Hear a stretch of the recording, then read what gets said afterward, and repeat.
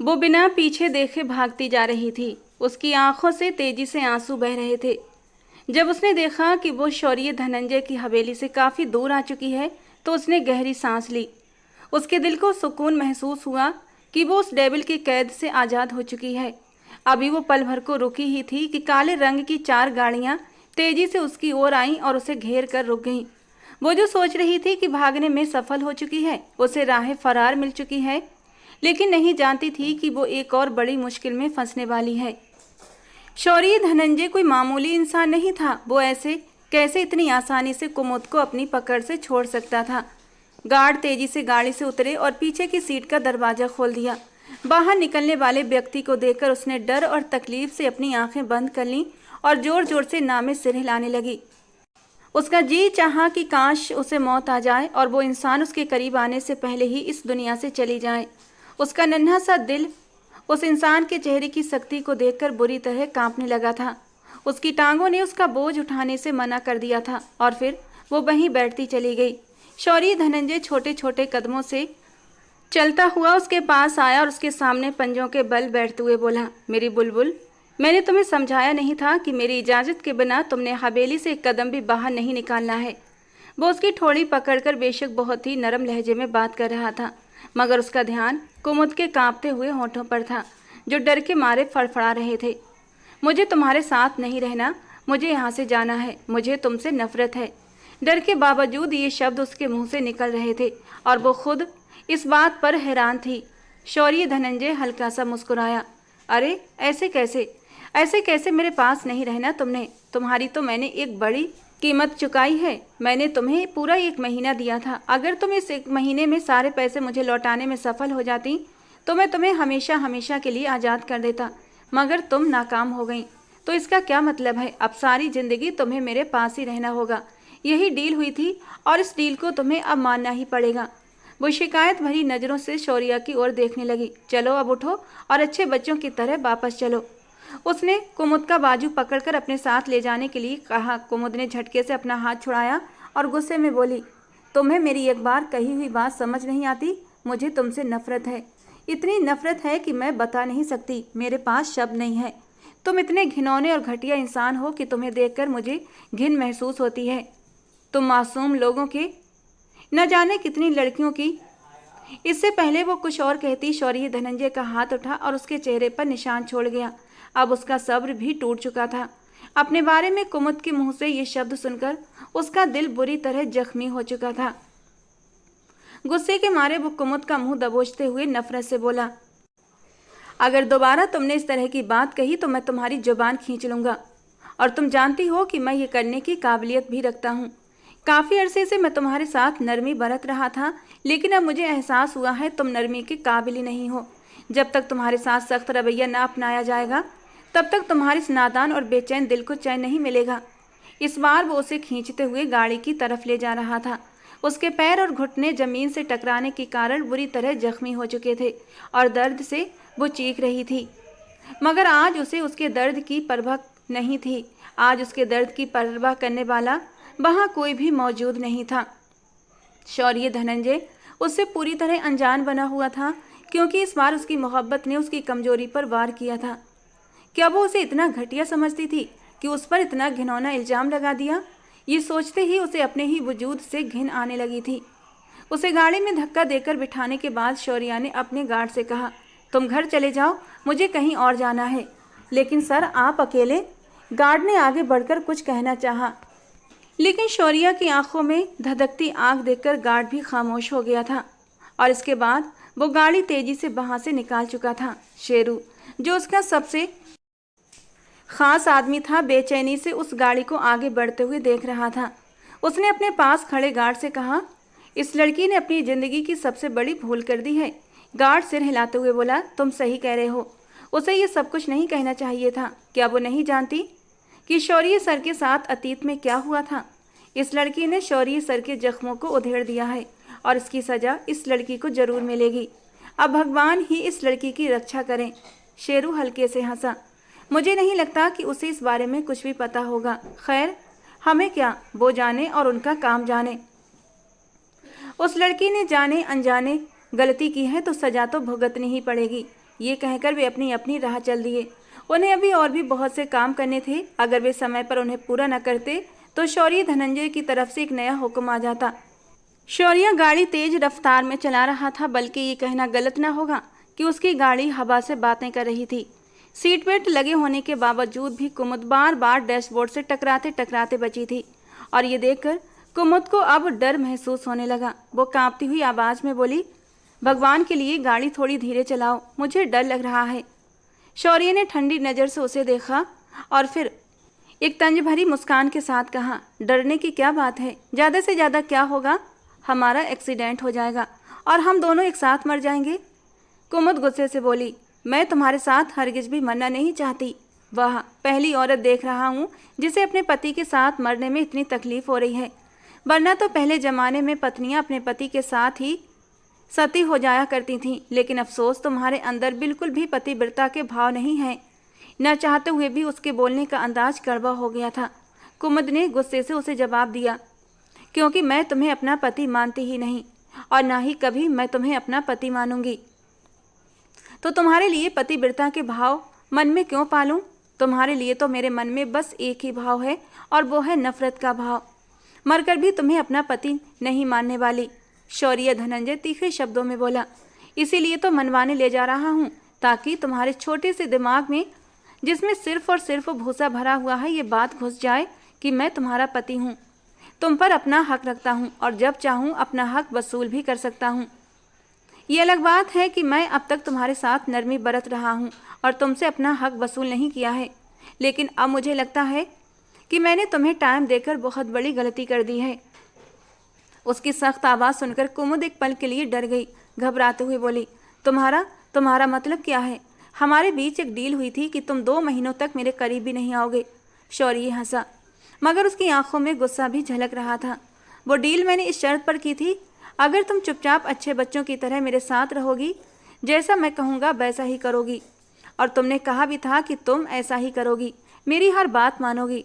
मगर ये तुम्हारी तीसरी बार है जब तुमने हवेली से भागने की कोशिश की है, और इस बार तो तुमने मुझसे बदतमीजी भी की है। वो उसकी आंखों में गुस्से की लाली देख रही थी। पिछले 1.5 महीने से मैं ये सब बर्दाश्त कर रहा हूँ, मगर हर मर्द की सहन शक्ति की एक हद होती है, मेरी भी थी, और अब वो हद ख़त्म हो चुकी है। अब मुझसे किसी भी नरमी की उम्मीद मत रखना। आज मैं तुम्हारे करीब भी आऊँगा, तुम्हारे खूबसूरत वजूद पर अपनी मोहब्बत की मोहर भी लगाऊंगा, और तुम मुझे रोक नहीं सकती। कुमुद ने नफरत से कहा, मुझे तुम जैसे घटिया इंसान से पहले भी कोई उम्मीद नहीं थी, जो लड़कियों का सिर्फ इस्तेमाल करना जानता हो, उसके अलावा उसे और कुछ आता ही ना हो। कुमुद ने फिर उसके ऊपर एक करारा वार किया था, जिस वार को वो सहने की शक्ति नहीं रखता था। शौर्य ने गाड़ी झटके से रोकी और गुस्से से चीखते हुए बोला, अभी और इसी वक्त मेरी गाड़ी से नीचे उतरो। उसकी बात सुनकर कुमुद डर के मारे सिहर उठी थी, क्योंकि चारों ओर घना जंगल था। हवाओं की सरसराहट उस जंगल को और भी भयानक बना रही थी। उसने चारों ओर नजर दौड़ाई और उसका छोटा सा दिल डर के मारे धक धक करने लगा। कांपती आवाज में बोली, ये तुम क्या कर रहे हो? ये तुम क्या कह रहे हो? मैं इस वक्त कहाँ जाऊंगी? शौर्य ने तंज कसते हुए कहा, वहीं जाओ जहाँ तुम पहले जाने के बारे में सोच रही थी। जब हवेली से भागी थी तो मुझसे पूछकर नहीं भागी थी कि कहाँ जाओगी। अभी और इसी वक्त मेरी गाड़ी से नीचे उतरो, वरना मुझसे बुरा कोई नहीं होगा। मैं नहीं उतर रही। कुमुद ने आंखों में आए आंसू पोंछते हुए जल्दी जल्दी ना में सिर हिलाया और इनकार कर दिया। शौर्य धनंजय ने गुस्से से उसकी साइड का दरवाज़ा खोला, उसका बाजू पकड़कर जोर से बाहर खींचा और गाड़ी से बाहर निकालते हुए बोला, तुम जैसी लड़कियों को इज्जत राशि नहीं आती। तुम जैसी लड़कियां प्यार की भाषा समझती ही नहीं हैं। आज की रात यहीं गुजारो। मुझे यकीन है थोड़ी ही देर में भेड़िए तुम्हारा हालचाल पूछने आ जाएंगे, तब तुम्हें अपनी गलती का एहसास होगा। वो अच्छी तरह जानता था कि कुमुद को जानवरों से कितना डर लगता है। अभी कुछ देर पहले जहां वो भाग रही थी वो इलाका कमर्शियल था, मगर अब वे फिर से वीरान जंगल में आ चुके थे। यही बात उसे इस इलाके के बारे में सबसे ज़्यादा बुरी लगती थी। थोड़ी सी दूरी पर ही एक घना जंगल शुरू हो जाता था। जहां उनकी हवेली थी वो भी एक गहरे घने जंगल में बसी हुई थी, और अब वे उसी से कुछ ही दूरी पर थे। शौर्य ने तंज से कहा, चलो मैं तुम्हारी आसानी के लिए तुम पर एक एहसान कर देता हूँ। मैं तुम्हें हवेली तक जाने का रास्ता बता देता हूँ। इस सड़क पर सीधा चलोगी और लगभग आधे घंटे के अंदर अंदर तुम्हें हमारी हवेली नज़र आ जाएगी। तब तक तुम पर डिपेंड करता है। अगर चाहो तो सारी ज़िंदगी यहीं गुजारो और अगर दिल करे तो मेरे पास वापस लौट आओ। खुले दिल से स्वागत करने के लिए शौर्य धनंजय तैयार रहेगा। ये कहकर वो गाड़ी की ओर बढ़ा। कुमुद भागती हुई उसके पीछे आई और उसके कदमों में गिर गई। शौर्य प्लीज, मुझे यहाँ जंगल में अकेला छोड़कर न जाएं। अगर सच में कोई जंगली जानवर आ गया तो क्या होगा। मगर इस बार शौर्य ने एक झटके से उसे पीछे कर दिया और गुस्से से बोला, मैंने तुम्हें बहुत प्यार कर लिया, लेकिन अब और नहीं। अब मुझे समझ आ गया है कि तुम प्यार की भाषा समझते ही नहीं हो। जब तक तुम्हारे साथ सख्ती न की जाए तुम्हारा दिमाग ठिकाने नहीं आएगा और तुम्हारे जैसी लड़कियों को समझाना मुझे अच्छे से आता है। ये कहकर शौर्य अपनी गाड़ी में बैठा और एक झटके में अपनी गाड़ी आगे बढ़ा ले गया। कुमुद वहीं अकेली रह गई और दूर तक शौर्य की गाड़ी से उड़ती धूल को देखती रही। धीरे धीरे अब धूल भी उसकी आंखों से गायब होने लगी थी। उसे अपने चारों ओर घना अंधेरा और दूर से आती जानवरों की आवाज़ें डराने लगीं। उसका पूरा शरीर डर से कांप रहा था। अभी कल ही तो एक औरत उसे बता रही थी कि इसी जंगल में जंगली कुत्तों ने एक बच्चे को बुरी तरह घायल कर दिया था। और ये बात याद आते ही कुमुद का पूरा वजूद डर के मारे कांपने लगा था। उसने एक नज़र शौर्य धनंजय की गाड़ी की ओर डाली, जो अब उसकी नज़रों से ओझल हो चुकी थी। उसने डरी सहमी नज़र अपने आसपास देखा और डर के मारे उसने तेज कदमों से दौड़ना शुरू कर दिया। लेकिन पैरों में जख्म होने की वजह से वो बार बार ज़मीन पर गिर जाती। उसकी आंखों से आंसू तेजी से बह रहे थे और उसके दिल से बस एक ही आवाज़ निकल रही थी, अपने पापा के लिए शिकायतें। पापा, मैं आपको कभी माफ़ नहीं करूँगी। ना तो आपने बचपन में मुझे प्यार दिया और ना ही जवानी में आप मेरा सहारा बने। भगवान जी से आपकी शिकायत ज़रूर करूँगी और उनसे बोलूँगी कि उन्होंने मुझे आप जैसा बेदर्द बाप क्यों दिया। उसे इस हाल में लाने वाला कोई और नहीं बल्कि उसका अपना सगा बाप था। जहाँ तक शौर्य की बात थी, उसने तो बस अपने पैसे वसूल किए थे। बहते आंसुओं को पोंछते हुए और मन ही मन अपने बाप से शिकायत करते हुए वो आगे बढ़ती जा रही थी। अभी वो कुछ ही दूर गई थी कि उसे कुछ लोगों की आवाज़ें सुनाई देने लगीं। वो कुछ लड़कों का एक झुंड था जो उसी की ओर बढ़ रहा था। अरे देखो तो, कितनी खूबसूरत हसीना है। उनमें से एक ने उसकी तरफ इशारा किया तो कुमुद का डर और भी बढ़ गया था। वो और भी तेज भागने लगी। दूसरा लड़का जोर से चिल्लाया, अरे जाने मत दो इसे, इतना खूबसूरत माल है, हमारी तो रात रंगीन हो जाएगी। और उन लड़कों की बातें सुनकर कुमुद का दिल डर के मारे धड़कने लगा था। वे सभी बुरी नीयत वाले बिगड़े हुए अमीर जादे लग रहे थे, जो उनके हुलिये से ही साफ नजर आ रहा था। उनके पास एक महंगी गाड़ी थी जिसे वे धीमी रफ्तार में कुमुद के पीछे पीछे चला रहे थे। वे उसकी बेबसी को देखकर मजा ले रहे थे। पहले कुमुद उन्हें नज़रअंदाज करते हुए धीरे धीरे चल रही थी, लेकिन उन लड़कों को लगातार अपने पीछे आता देखकर अब कुमुद पागलों की तरह भाग रही थी। कभी गिरती, कभी उठती और कभी चीखती, तो कभी रोती, तो कभी मदद के लिए पुकारती। एक बेबस औरत की तरह जो अपनी किस्मत से लड़ने की कोशिश कर रही थी, मगर हालात के सामने हारती जा रही थी। साथ ही साथ बस शौर्य धनंजय को भी कोसती जा रही थी। तुम पत्थर दिल इंसान हो शौर्य धनंजय, मैं तुम्हें कभी माफ़ नहीं करूँगी। उन लड़कों में से एक विनोद नाम का भी लड़का था। कुमुद की ओर देखते हुए बोला, यार मेरी मानो तो इसे छोड़ दो, बेचारी न जाने कितनी मजबूर होगी, देखती नहीं उसकी हालत कितनी ख़राब है। दूसरा लड़का उसकी बात सुनकर मुंह बनाते हुए बोला, तुझे कब से इन लड़कियों पर इतना तरस आने लगा? मैंने तुझे कितनी बार समझाया है, इस तरह नेक बनने की एक्टिंग मत किया कर। तो इस तरह शरीफ बना हुआ बिल्कुल भी अच्छा नहीं लगता। जैसा है वैसा ही बनकर रहे, तेरी बहुत बड़ी मेहरबानी होगी। कुमुद चौथी बार जमीन पर गिरी थी और अब उसमें उठने की भी हिम्मत नहीं थी। उसकी आंखों से आंसू लगातार बह रहे थे और वो बस अपने भगवान से प्रार्थना कर रही थी, हे भगवान, मुझे इस मुसीबत से बाहर निकाल दे, मुझे ये अपमान भरी जिंदगी मत देना। और तभी अचानक एक काले रंग की गाड़ी उसके सामने आकर रुकी थी। गाड़ी की तेज लाइट उसकी आंखों पर पड़ी, जिससे उसे कुछ भी दिखाई नहीं दे रहा था। लेकिन जब उसने तेज कदमों की आहट सुनी तो उसे समझ आ गया, वही जालिम इंसान वापस आ गया है।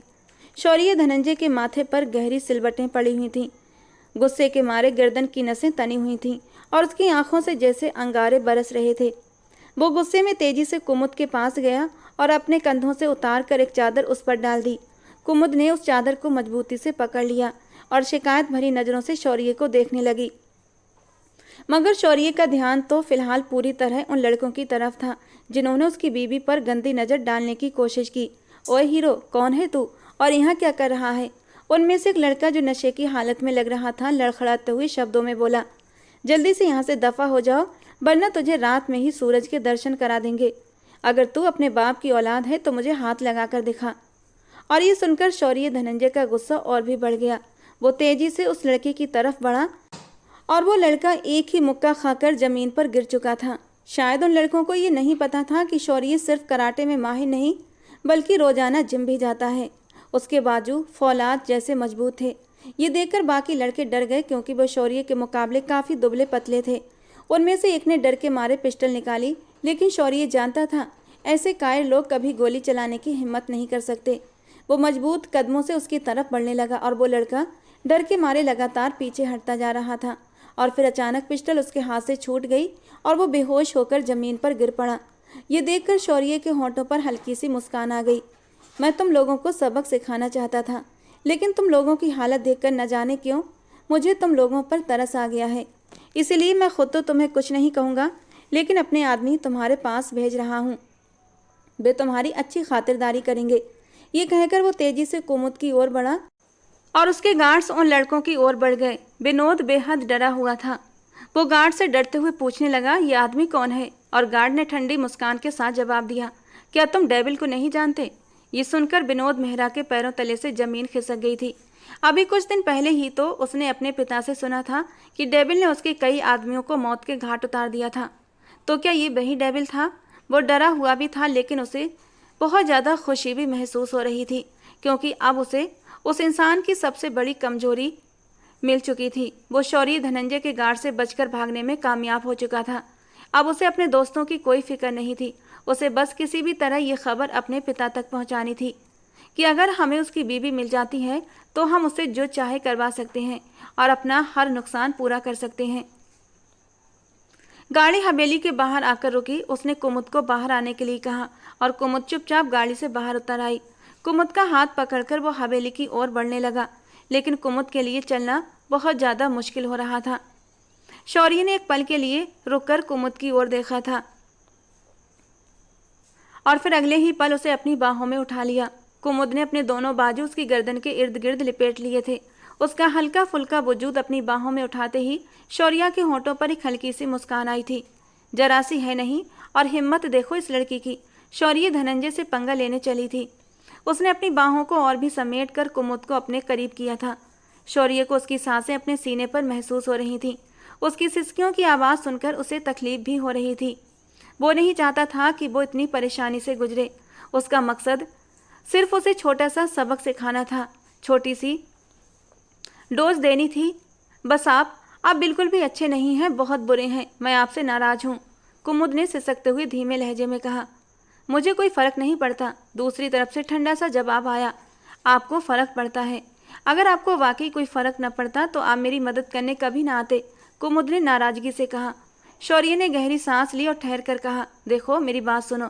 मैंने तुम्हारी मदद इसलिए नहीं की कि मुझे तुमसे कोई प्यार या मोहब्बत हो गई है, बल्कि मैंने ये सिर्फ इसलिए किया क्योंकि तुम मेरी पहुंच में हो, मेरी पत्नी हो, मेरे नाम के साथ जुड़ी हुई हो, और इसीलिए तुम मेरी इज्जत हो। तुम्हारी रक्षा करना मेरा फ़र्ज है, और मेरे अलावा अगर किसी ने भी तुम्हारी तरफ आंख उठाकर देखा तो मैं उसकी आंखें निकाल लूँगा। तुम्हें देखने का हक सिर्फ और सिर्फ मेरी आंखों को है, किसी और को नहीं, समझी तुम? और कुमुद का दिल एक बार फिर अंधेरों में डूब गया था, क्योंकि उसके बोलने के अंदाज से साफ महसूस हो रहा था कि वो कुमुद से प्यार नहीं करता, वो बस उस पर हक जताता है, और यही करने से उसे सुकून भी मिलता है। कुमुद का दिल एक बार फिर टूट गया था। क्या आपको मुझसे कभी भी प्यार नहीं हो सकता? उसने धीमी आवाज़ में पूछा। शौर्य कुछ पल के लिए खामोश रहा। कुमुद के सवाल ने उसके दिल को छुआ था। मन में कुछ लहर सी उठी थी, लेकिन वो इन जज्बातों से अनजान था। मोहब्बत क्या होती है, इश्क क्या होता है, उसे नहीं पता था। वो कुछ देर तक सोचता रहा, फिर ठंडे लहजे में बोला, मुझे सवाल का जवाब नहीं पता। मैंने कभी भी तुम्हारी जात में दिलचस्पी नहीं ली, और जब तक हम किसी में दिलचस्पी नहीं लेते तब तक हम उससे मोहब्बत करना तो दूर, कोई लगाव तक महसूस नहीं करते। तुम इस घर में मेरी नौकरानी की हैसियत से रह रही हो। तुम खुद ही सोचो कि एक मालिक अपनी नौकरानी को कितनी अहमियत दे सकता है।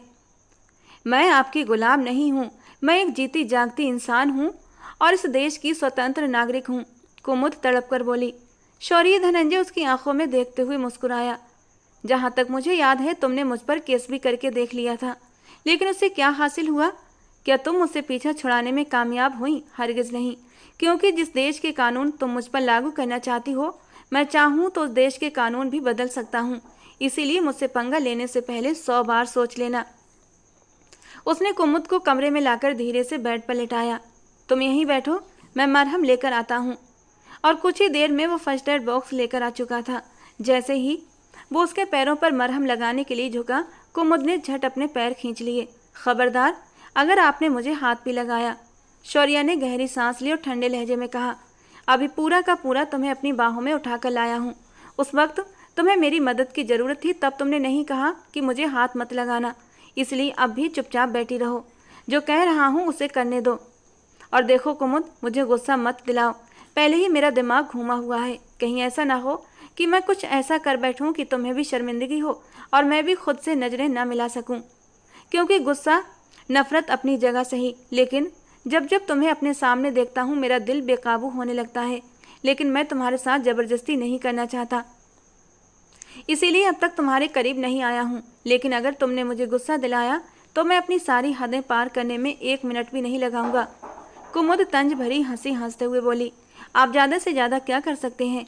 मुझ पर हावी हो सकते हैं, मुझसे ज़बरदस्ती कर सकते हैं, मेरी मर्जी के खिलाफ मुझे इस्तेमाल कर सकते हैं। इससे पहले कि वो कुछ और भी कहती, शौर्य के होंठों पर एक हल्की सी मुस्कान आई थी।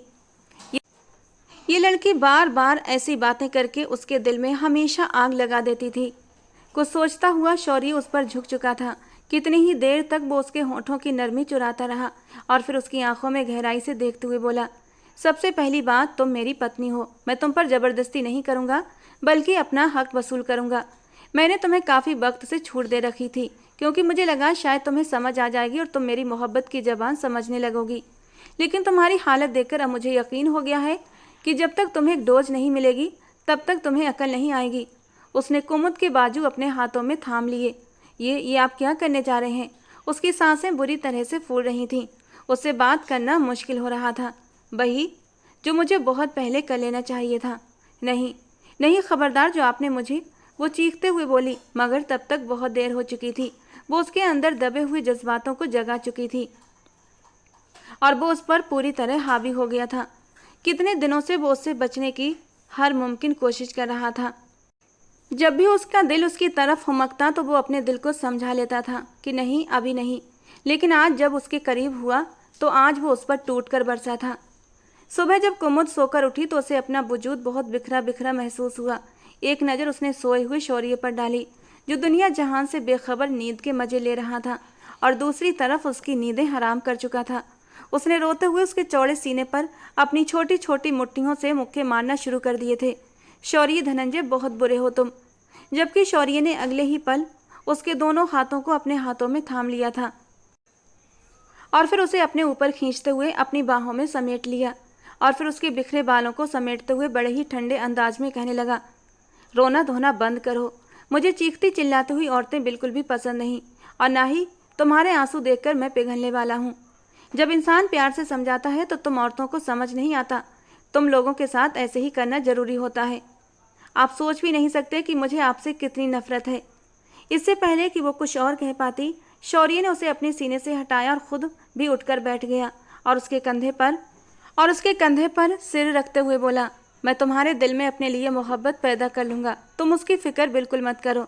मेरे दिल में कभी भी आपके लिए मोहब्बत पैदा नहीं हो सकती। उसने एक और कोशिश की थी, सोच लो, कहीं ऐसा ना हो कि बाद में तुम रोती हुई मेरे पास आओ और मुझसे मोहब्बत की भीख मांगो, लेकिन उस वक्त मेरा दिल पत्थर का बन चुका हो, जिसमें तुम्हारे लिए कोई जगह न बचे। वो सामान्य अंदाज में बोला था, लेकिन उसकी बात ने कुमुद के दिल को न जाने क्यों हिलाकर रख दिया था। वो गौर से उसके चेहरे को देखने लगी, जो उसके बेहद करीब था।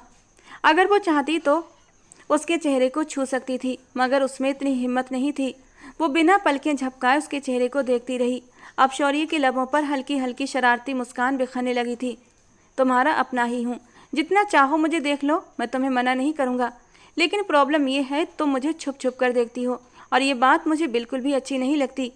उसके शरारत से बोलने पर कुमुद एक पल के लिए हड़बड़ा गई थी और जल्दी से उसके ऊपर से अपनी नज़रें हटाईं। ऐसी कोई बात नहीं है, मैं आपको क्यों देखूंगी?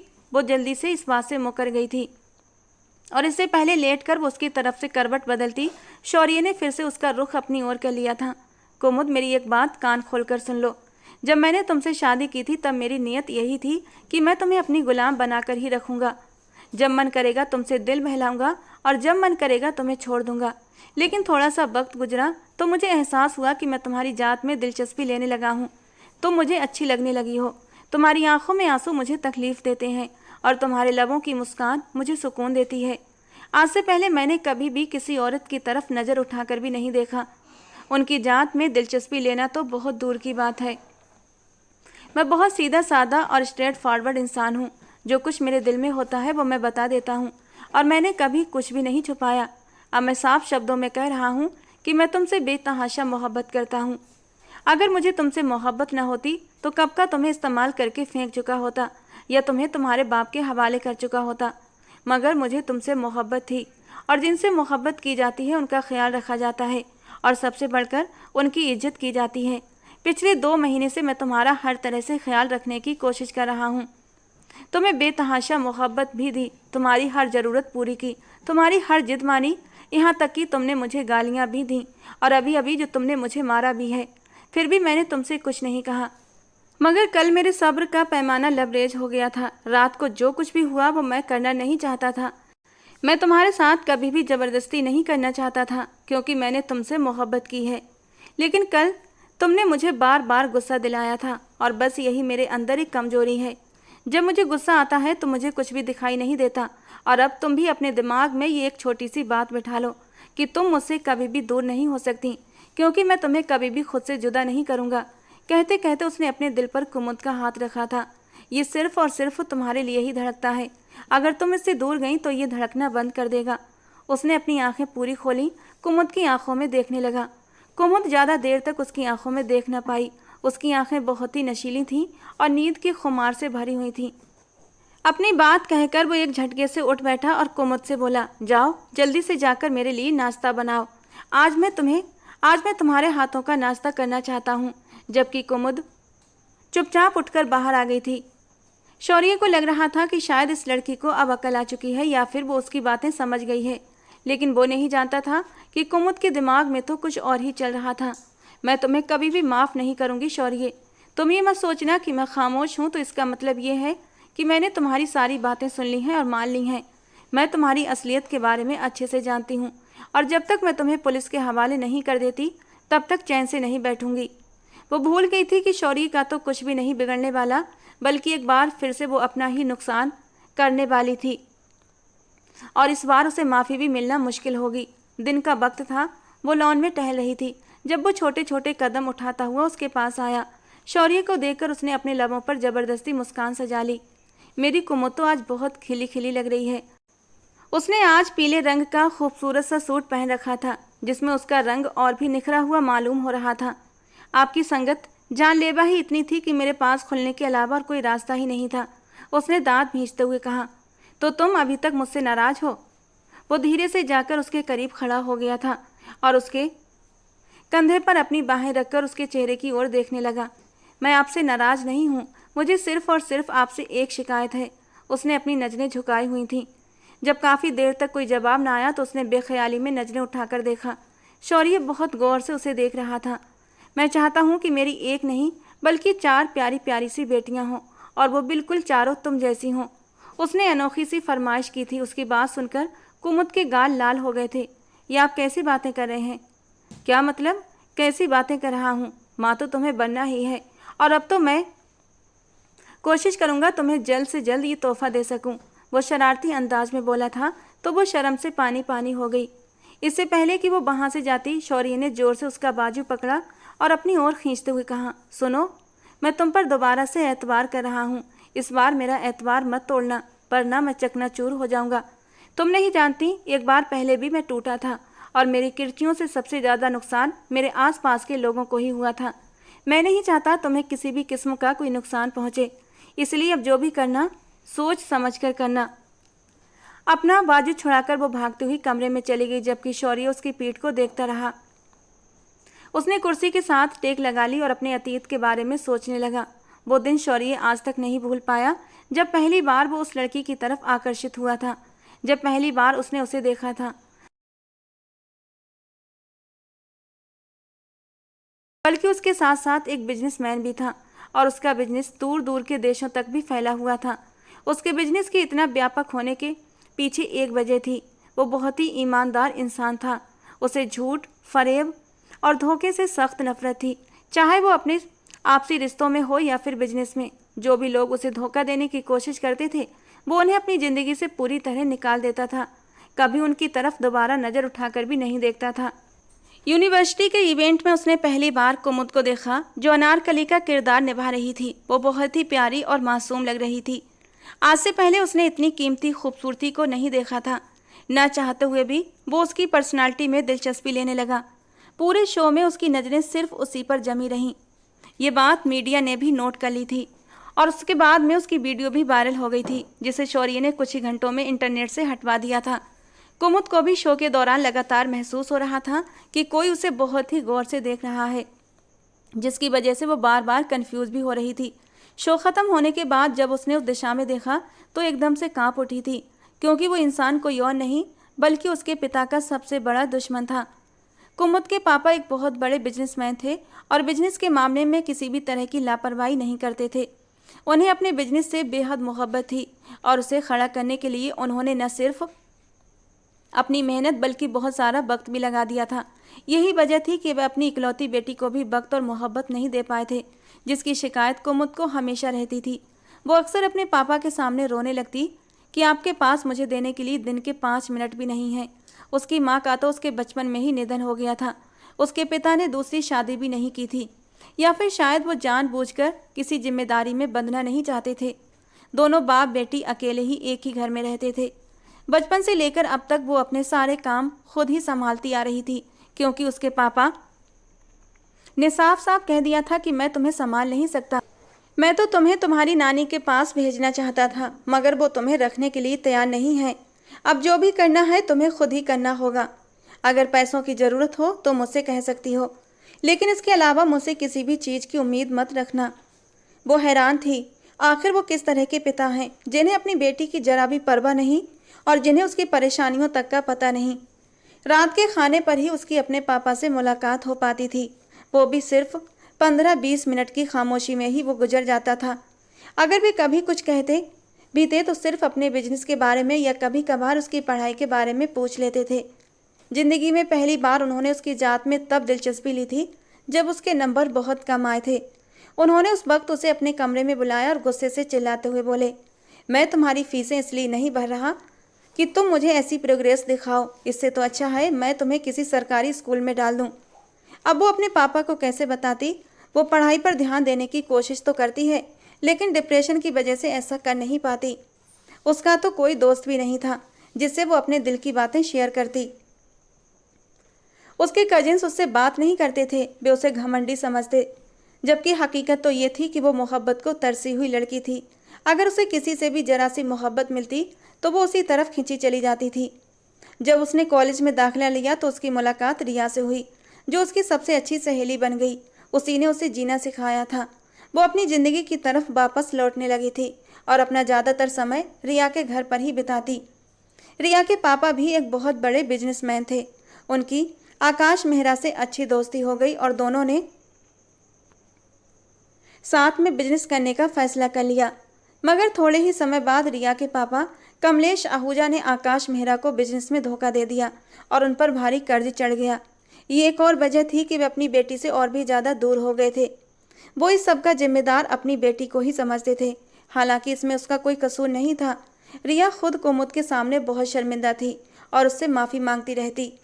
इस बिजनेस को दोबारा से स्थापित करने के लिए उन्होंने शौर्य धनंजय से कर्ज लिया था और उससे वादा किया था कि वे 2 महीनों के बाद ही ये कर्ज ब्याज के साथ चुका देंगे। यही पहली बार था जब उनकी मुलाकात शौर्य से हुई थी। 2 महीने गुजर चुके थे, लेकिन उनका बिजनेस संभलने की बजाय और भी डूबता चला गया। मजबूरी में उन्होंने और ज़्यादा कर्ज ले लिया और अब वे पूरी तरह कर्ज में डूब चुके थे। उस लड़की को पहली बार देखने के बाद शौर्य उसके पीछे चला आया ताकि उससे बात कर सके, जबकि कुमुद उसे देखकर गुस्सा हो गई, क्योंकि उसे लड़कों से बात करना बिल्कुल पसंद नहीं था। वो उसे वक्त की बर्बादी समझती थी। शौर्य भी उसे एक फ्लर्टी लड़का ही लगा था। मेरी एक बात तो सुन लो, मुझे तुमसे कुछ कहना है। शौर्य चाहता था वो अपनी मोहब्बत का इजहार अभी और इसी वक्त कर दे, क्योंकि वो कोई भी बात अपने दिल में रखने का आदी नहीं था। वो इतना समझदार जरूर था कि उसे पता था कि अब वो सारी ज़िंदगी सिर्फ इसी लड़की के साथ बिताएगा। मगर मुझे अब से कोई बात नहीं करनी, बेहतर होगा मेरे रास्ते से हट जाएं। ऐसे कैसे बात नहीं करोगी? तुम जानती भी हो कि मैं कौन हूँ। शौर्य का खानदानी घमंड फिर से जाग उठा था। तुम्हारी हरकतें देखकर तो बिल्कुल भी नहीं लगता कि तुम खानदानी हो, क्योंकि अगर तुम खानदानी होते तो कभी भी किसी लड़की के पीछे ना आते और उसे परेशान न करते।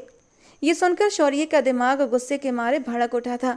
वो वैसे भी गुस्से का बहुत तेज था, मगर न जाने क्यों इस लड़की की वजह से खुद को संभाले हुए था।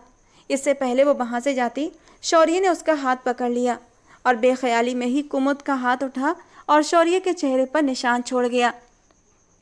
उसने उंगली उठाकर शौर्य को धमकी देते हुए कहा, आज के बाद मुझे हाथ लगाने से पहले 100 बार सोच लेना, वरना मुझसे बुरा कोई नहीं होगा। ये कहकर वो वहाँ से चली गई। शौर्य के गार्ड्स तेजी से आगे आए और शौर्य के पास आते हुए बोले, साहब अगर आप कहें तो हम उस लड़की को उठा लें। खबरदार, जो तुम लोगों ने ऐसा कुछ भी सोचा। शौर्य ने अब तक अपना हाथ अपने चेहरे पर रखा हुआ था। ये पहली बार हुआ था कि किसी लड़की ने उस पर हाथ उठाया था और उसकी आंखों में आंखें डालकर बात की थी। वाकई उस लड़की में कुछ खास बात जरूर थी। इसके बारे में पता लगा और मुझे बताओ ये कौन है, कहाँ से है और क्या करती है। जी सर, आप बेफिक्र रहें। कुछ ही समय बाद उसे सारी जानकारी मिल गई थी कि वो उसके कर्जदार की बेटी है। शौर्य के होंठों पर हल्की सी मुस्कान आ गई। सबसे पहले उसने इज्जत के साथ आकाश मेहरा से बात करने का फैसला किया और कहा, आप अपनी बेटी की शादी मुझसे कर दीजिए। ऐसा कैसे हो सकता है? वो अभी बहुत छोटी है और आपसे उम्र में काफ़ी छोटी होगी, कम से कम 12 साल तो छोटी ही होगी। देखो, मेरा दिमाग ख़राब मत करो। इस तरह की बातें मुझे बिल्कुल भी अच्छी नहीं लगती। तुम पहले ही मेरे कर्जदार हो। अगर तुम चाहते हो कि मैं तुम्हारा सारा कर्ज माफ़ कर दूं, तो इस लड़की को मेरे हवाले कर दो। वो इस वक्त ड्राइंग रूम में उसके पापा से बातें कर रहा था, जबकि कुमुद बाहर खड़ी उनकी सारी बातें सुन रही थी। जब उसने ये सब सुना तो ऐसा लगा जैसे उसके पैरों तले से ज़मीन खिसक गई हो।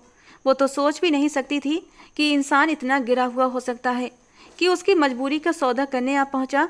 उसके बाप को ब्लैकमेल कर रहा था और जब उसके पिता का जवाब आया तो उसकी आखिरी उम्मीद भी टूट गई। आकाश मेहरा ने कहा, ठीक है, तुम मुझसे शादी कर सकते हो, लेकिन बदले में मुझे एक मोटी रकम भी दोगे, जिससे कि मैं अपना बिजनेस फिर से खड़ा कर सकूं। अरे मेरे प्यारे ससुर साहब, आप टेंशन क्यों लेते हैं? आपको इतना पैसा दूंगा कि आप दूसरा बिजनेस भी शुरू कर सकें। शौर्य खिलखिलाकर हंसते हुए बोला और वहाँ से बाहर निकल गया। दरवाजे के करीब ही कुमुद उसे खड़ी मिली, जो खूंखार नज़रों से उसे घूर रही थी। तुम एक नंबर के घटिया इंसान हो। मैं तुमसे कभी भी शादी नहीं करूँगी। ये बात मुझसे नहीं, बल्कि अपने बाप से जाकर करो, जो तुम्हारा सौदा कर चुके हैं, और अब से तुम मेरी गुलाम हो। शाम को ही आ रहा हूँ अपने आदमियों को लेकर। तुमसे शादी करके हमेशा हमेशा के लिए तुम्हें अपने साथ ले जाऊँगा और कोई भी मुझे रोक नहीं सकेगा, यहाँ तक कि तुम खुद भी नहीं।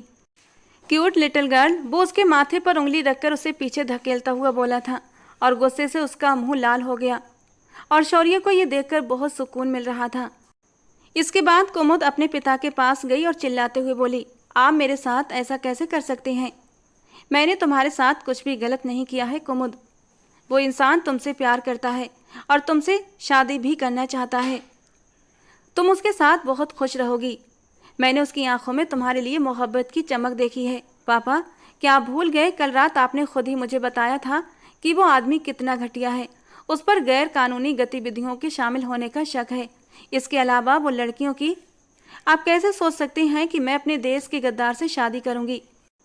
मैं तो ऐसा कभी सोच भी नहीं सकती। अगर आपने मुझ पर ज़बरदस्ती करने की कोशिश की तो मैं ये घर छोड़कर चली जाऊंगी। इससे पहले कि वो कुछ और कहती, मेहरा साहब ने नौकरानी को आवाज़ दी और कहा, मैडम जी को उनके कमरे में ले जाओ और दरवाज़ा बंद कर दो, और जब तक मैं न कहूँ तब तक इन्हें बाहर आने की इजाज़त नहीं है। अब ये सिर्फ शादी के वक्त ही बाहर आएगी। नौकरानी उसे खींचते हुए कमरे में ले गई। कुमुद चीखती चिल्लाती रही, मगर कोई भी उसकी बात सुनने को तैयार नहीं था और शाम को उसकी शादी ज़बरदस्ती शौर्य से करवा दी गई। उसने गन पॉइंट पर कुमुद से शादी की थी, जिससे कि उसके दिल में शौर्य के लिए नफरत और भी बढ़ गई। और रात के वक्त जब शौर्य कमरे में दाखिल हुआ तो कुमुद चादर सिर से लेकर पांव तक ओढ़े आराम से बिस्तर पर लेटी हुई थी। ये देखकर उसके माथे पर बल पड़ गए। वो तेजी से उसके पास गया और चादर हटाते हुए गुस्से से बोला, ये क्या बदतमीजी है। वो जो थोड़ी देर पहले ही सो गई थी आंखें मलते हुए उठ बैठी। ये बात तो मुझे आपसे पूछनी चाहिए कि क्या बदतमीजी है। आपको दिख नहीं रहा कि मैं सो रही थी? अच्छी तरह दिख रहा है, लेकिन क्या तुम्हें किसी ने तमीज नहीं सिखाई कि सुहागरात को दुल्हन अपने पति का इंतजार करती है और तब तक श्रृंगार नहीं उतारती जब तक कि वो उसकी तारीफ ना कर दे। पहली बात तो ये है मिस्टर कि मैं आपको अपना पति मानती ही नहीं, और दूसरी बात, इससे पहले कि वो आगे कुछ कहती शौर्य उसके ऊपर झुक गया और उसकी बाकी की बात होठों के अंदर ही दम तोड़ चुकी थी। वो बेखुदी में उसके होठों की नरमी चुराने लगा था। अच्छा, पहली बात तो तुम्हारी समझ में आ गई, अब दूसरी बात बताओ कि वो क्या है। वो शरारती अंदाज में बोला, और उसके कांपते हुए वजूद को देखना उसे बहुत अच्छा लग रहा था। वो असल में वो हकलाने लगी थी। उससे बात पूरी करना मुश्किल हो रहा था। शौर्य के नरम होठों का स्पर्श उसे अभी भी अपने होठों पर महसूस हो रहा था। हाँ हाँ, मुझे सुनाई दे रहा है, बोलो आगे। शौर्य फिर से मुस्कुराते हुए बोला, प्लीज मुझसे दूर हो जाओ। अब की बार उसकी आंखों से आंसू निकलने लगे और उसे अपनी बेबसी का एहसास हुआ। उसकी आंखों में आंसू देखकर शौर्य एक पल के लिए घबरा गया और तेजी से उठकर बैठ गया। उसने कभी किसी औरत को इस तरह रोते हुए नहीं देखा था। जब वो छोटा था तभी उसके माँ बाप का देहांत हो गया था। उसकी परवरिश उसके चाचा ने की थी। उसके पापा का बहुत बड़ा बिजनेस था जो उसे विरासत में ही मिला था। उसने उस बिजनेस को बखूबी संभाला भी था। उसके चाचा बहुत ही अच्छे इंसान थे जो सब कुछ उसे सौंप कर दूसरे देश में बस गए थे। शौर्य के पास बेहिसाब दौलत थी, जिसकी वजह से उसके पास ढेरों गार्ड्स और हथियार भी थे। देश में जो भी गैर कानूनी काम होते उसे सबसे पहले शौर्य और पुलिस को जवाब देना पड़ता था। वो अपने देश से बेइंतहा मोहब्बत करता था और अपने देश के लिए वो कुछ भी कर सकता था, मगर उसके बारे में झूठी अफवाहें फैलाई गई थीं, जिनमें से कुछ कुमुद ने भी सुनी थी। यही वजह थी वो उससे नफरत करती थी, लेकिन जहाँ तक औरतों की इज्जत की बात थी तो वो उनका बेहद सम्मान करता था। पिछले महीने भी उसने 2 ट्रकों को छुड़वाया था जिन्हें दूसरे देश में लड़कियों की भेजा जा रहा था, और यहाँ ये लड़की उस पर इल्ज़ाम लगा रही थी कि वो औरतों की इज्जत का दुश्मन है। यही बातें उसे गुस्सा दिलाती थीं और वो चाहता था कि कुमुद के दिल से सारी गलतफहमियां मिटा दे। मैं आपसे एक ज़रूरी बात करना चाहती हूँ। सुहागरात को ही उसने कुछ बातें साफ कर दी थीं। मैं इस रिश्ते के लिए मानसिक रूप से तैयार नहीं हूँ, मुझे थोड़ा वक्त चाहिए। तुम्हें जितना वक्त चाहिए मैं तुम्हें देने के लिए तैयार हूँ, मगर इस दौरान मैं चाहता हूँ कि तुम मेरे साथ वफादारी करो। किसी भी तरह का धोखा मत देना, क्योंकि मुझे धोखेबाज लोगों से सख्त नफरत है। मैं वादा करती हूँ कि कभी भी आपको धोखा नहीं दूंगी। ये बात तो उसने कह दी थी, मगर अगले ही दिन उसने भागने की कोशिश की थी। वो पिछले दरवाजे से बाहर निकल रही थी, लेकिन सामने खड़े शौर्य को देखकर उसके पैरों से जमीन खिसक चुकी थी। नहीं मेरी छोटी सी चूहिया, तुम मेरी इजाज़त के बिना यहाँ से एक कदम भी बाहर नहीं रख सकती। अब अच्छे बच्चों की तरह जल्दी से अंदर जाओ और दोबारा ऐसी कोशिश मत करना। पहली बार तो उसने उसे प्यार से समझाया था। दूसरी बार जब उसने फिर से भागने की कोशिश की तो सजा के तौर पर शौर्य ने उसे स्विमिंग पूल में फेंक दिया था, मगर बाद में जब उसकी तबीयत बिगड़ गई तो वो खुद भी बुरी तरह पछताया था। लेकिन कुमुद थी कि मानने का नाम ही नहीं ले रही थी। शौर्य ने एक बार फिर उसे माफ़ कर दिया था और उसने खुद भी माफ़ी मांगी थी। देखो, मेरे अपनाने का तरीका थोड़ा गलत था। मुझे तुमसे ज़बरदस्ती नहीं करनी चाहिए थी, लेकिन मैं क्या करता। मैंने कभी किसी लड़की का हाथ मांगा ही नहीं। बस तुम मुझे अच्छी लग गई और मैं तुम्हें मांगने तुम्हारे घर चला गया, और जैसा मुझे सही लगा मैंने तुमसे शादी कर ली। उसने बड़ी मासूमियत से कहा था कि कुमुद न चाहते हुए भी हंस पड़ी थी। वो गलत तो नहीं कह रहा था। उसने आज तक किसी लड़की में दिलचस्पी नहीं ली थी और ना ही वो इस तरह की औपचारिकताओं को समझता था। जब भी उसने कुछ किया था तो अपने तरीके से किया था। इस बार भी उसने डंके की चोट पर अपनी मोहब्बत से शादी की थी। दिन तेजी से बीत रहे थे। अब कुमुद उसकी मौजूदगी में हल्की हल्की दिलचस्पी लेने लगी थी। शायद वो समझ चुकी थी उसके साथ रहने के अलावा उसके पास कोई और रास्ता नहीं था। हर रात शौर्य उसे अपने साथ वॉक पर ले जाता। एक रात जब वे दोनों हाथ में हाथ डाले चल रहे थे, अचानक गोलियों की आवाज़ गूंजी और एक गोली शौर्य के हाथ में लगी और वो जमीन पर गिर पड़ा। उस दिन वो अपने बॉडीगार्ड्स के बिना था और यही उसकी सबसे बड़ी गलती थी। विनोद तेजी से वहां पहुंचा। वो अपने कुछ आदमियों के साथ आया था। उसने कुमुद का हाथ पकड़ते हुए कहा, मैं तुम्हें इसकी कैद से आज़ाद कराने आया हूँ, मेरे साथ चलो। तुम्हारे पापा आकाश मेहरा ने मुझे भेजा है। उसने अपने चेहरे पर मास्क पहना हुआ था, इसलिए कुमुद उसका चेहरा नहीं देख पाई। एक नज़र उसने जमीन पर पड़े शौर्य पर डाली और अगले ही पल वो विनोद के साथ चल पड़ी, बिना ये सोचे कि जिसे वो छोड़कर जा रही है वो उसके लिए अपनी जान तक देने को तैयार था। विनोद उसे अपने अड्डे पर ले गया। वहां पहुंचकर कुमुद को एहसास हुआ कि उसके साथ बहुत बड़ा धोखा हुआ है। विनोद जोर से हंसते हुए बोला, मैंने अपनी पूरी जिंदगी में तुमसे ज़्यादा बेवकूफ़ लड़की नहीं देखी। अब वो भी होश की दुनिया में आ चुकी थी। उसे अपनी गलती का एहसास हुआ था, मगर अब पछताने के अलावा और कोई रास्ता भी नहीं था। तुम्हारी हिम्मत भी कैसे हुई?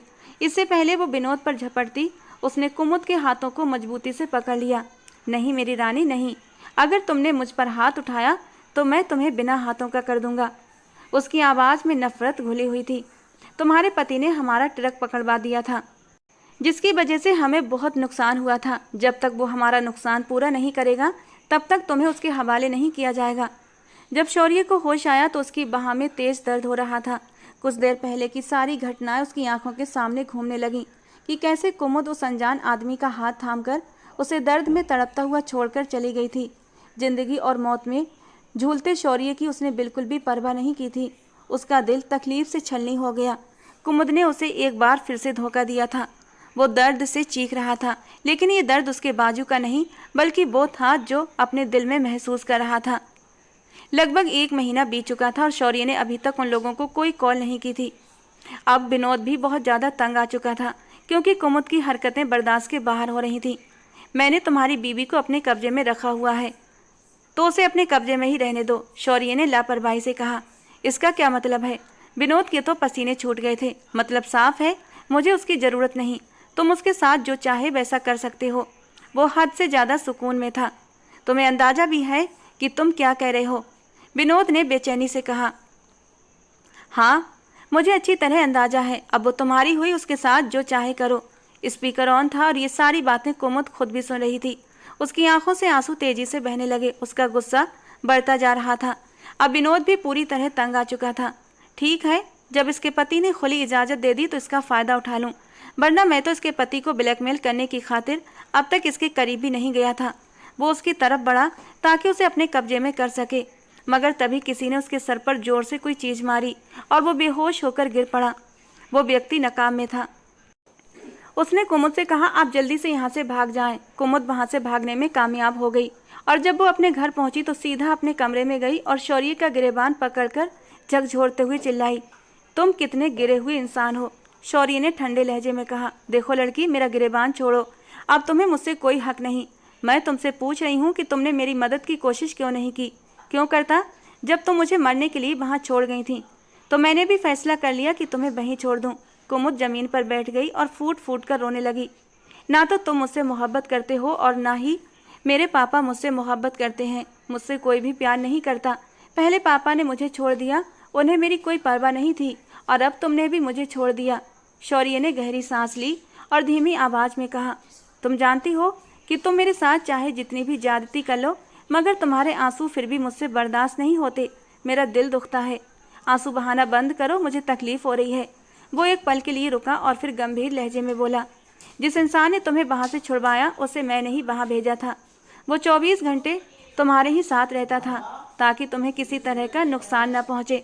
जहाँ तक उस घटिया इंसान की मांगों का सवाल था तो मैं मरकर भी पूरा नहीं कर सकता था। अगर मैं चाहता तो अगले ही दिन तुम्हें वहाँ से निकलवा सकता था, लेकिन मैं ये देखना चाहता था तुम खुद सच्चाई जानने के बाद क्या करोगी। शौर्य की आंखों में सुकून झलक रहा था। और तुम यकीन नहीं कर सकती, तुम्हें यह देखकर मुझे कितनी खुशी महसूस हो रही है। अगर तुम चाहती तो अपने पापा के पास भी जा सकती थी, मगर तुम मेरे पास आई। उसके लबों पर हल्की मुस्कान आ गई थी। असल में शौर्य ने तो उसे उसी दिन माफ़ कर दिया था। वो जानता था कुमुद अभी छोटी है, नादान है, जबकि वो खुद समझदार था और उसने समझदारी का सबूत भी दिया था। कुमुद ने आंखों में दृढ़ता के साथ कहा, मैं आपसे पक्का वादा करती हूँ कि अब कभी भी आपको धोखा नहीं दूंगी। शौर्य हल्के से मुस्कुराया। शौर्य की जान, आपका हम पर बहुत बड़ा एहसान होगा। उसके ये कहते ही कुमुद खिलखिलाकर हंस पड़ी थी। शौर्य की मुस्कुराहट देखकर कुमुद को यकीन नहीं हो रहा था कि ये वही शौर्य है जो कुछ दिन पहले तक उससे इतना नाराज था। उसने एक लंबी सांस ली और नजरें झुका लीं। कुमुद, शौर्य ने धीरे से पुकारा। उसकी आवाज़ में एक अजीब सा अपनापन था। अब जब तुमने वादा कर ही लिया है तो मुझे कभी धोखा नहीं दोगी ना? तो एक और वादा करो। शौर्य ने उसकी ठोड़ी हल्के से ऊपर उठाते हुए कहा कि तुम अब मुझसे दूर जाने की कभी कोशिश नहीं करोगी। कुमुद ने नजरें फेर लीं। मुझे सोचने दो, उसने धीरे से कहा। शौर्य हल्का सा हंसा। सोचने के लिए नहीं, वादा करने के लिए कहा है। और कुमुद कुछ नहीं बोली, वो बस उसके चेहरे की गहराइयों को देखती रही। शौर्य ने उसकी हथेलियों को अपने हाथों में लिया और नरमी से दबाया। कुमुद, मैं तुम्हें तकलीफ नहीं देना चाहता। मैं चाहता हूँ तुम अपनी मर्जी से मेरे पास रहो। उसकी बातों में जो सच्चाई थी उसने कुमुद के दिल को झंझोड़ दिया। मैं पूरी कोशिश करूंगी कि तुम्हें कोई दुख न दूं, कुमुद ने धीमे से कहा और उसके सीने पर सर रख दिया और शौर्य ने उसे अपनी पनाहों में समेट लिया। तो दोस्तों, आज की हमारी कहानी आपको कैसी लगी कमेंट बॉक्स में ज़रूर बताना। पसंद आई हो तो प्लीज़ लाइक करना। रोज़ एक नई कहानी सुनने के लिए हमारे चैनल को सब्सक्राइब करना। मिलते हैं दोस्तों अगली किसी नई रोमांटिक कहानी के साथ।